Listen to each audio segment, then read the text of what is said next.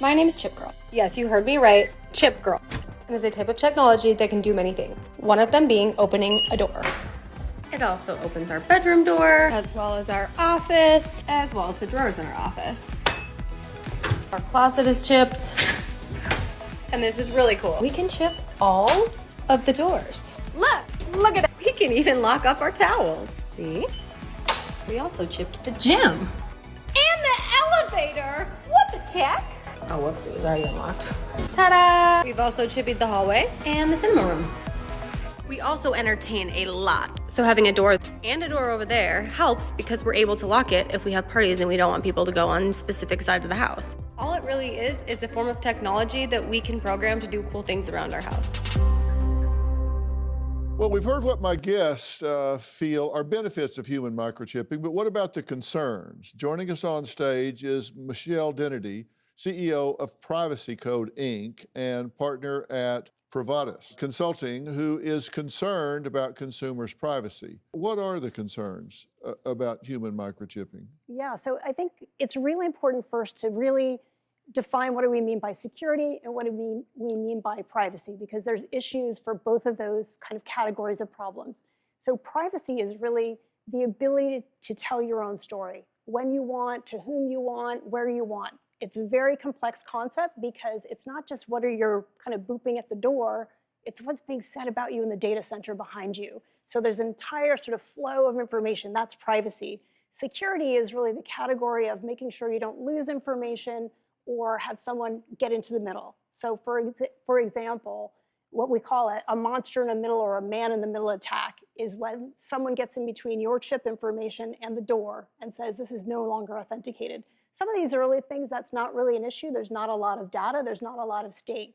As soon as you start programming, the smarter the chip, the greater opportunity I have to hack it. And these folks are really pioneers and artists. And we need to have that exploration, I think, before this is something for everyone.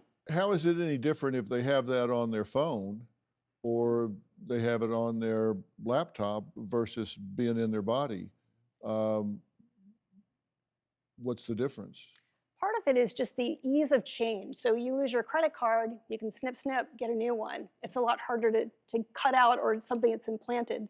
The other things are structurally the way we look at the data that's coming and emanating. So if you put something inside your body, you're now in a new category of liability. It's a different thing. In California, as of January 1st of 2023, if it's in my body, it's now biometric information, and it's prohibited unless there are very significantly small circumstances. But can't they just, if they wanted to, for any reason, can't they just wipe that chip at any time and take all the data off of it? Yeah, there's a lot of mitigating factors, and privacy and security are obviously concerns. But in general, when you're using a credit card to make payments or when you're using a key card, any of those modes, you think of the activity as doing the same thing, just a different form factor, a different shape. It's a device that's in your body and not in your pocket. I would say that probably the idea of having a slippery slope argument, well, in the future it'll be able to do all this stuff, is not really relevant.